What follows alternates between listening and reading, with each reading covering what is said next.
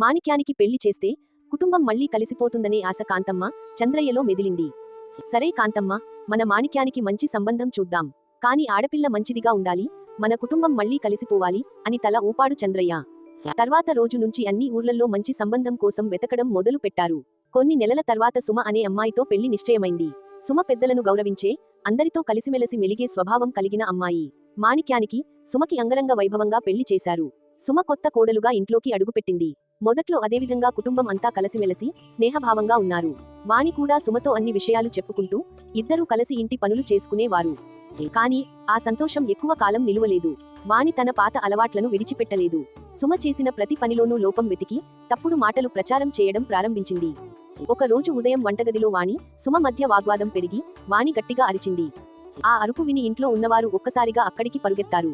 అదే సమయంలో రాజు వచ్చి వాణి మాటలకే సపోర్ట్ చేశాడు. మాణిక్యం కోపంతో, అన్నా, నువ్వు కూడా ఇలా సపోర్ట్ చేయడం కరెక్ట్ కాదు, తప్పు తెలుసుకోకుండానే అని అన్నాడు. రాజు, మాణిక్యం ఇద్దరూ పాత విషయాలన్నీ తీసుకుని గొడవపడటం మొదలుపెట్టారు. కాంతమ్మ, చంద్రయ్య, గోపాల్ ఏమి చేయాలో తెలియక చూస్తూ ఆందోళన చెందుతూ ఉన్నారు. ఆ గొడవ తర్వాత ఇల్లు నిశ్శబ్దంలో మునిగిపోయింది.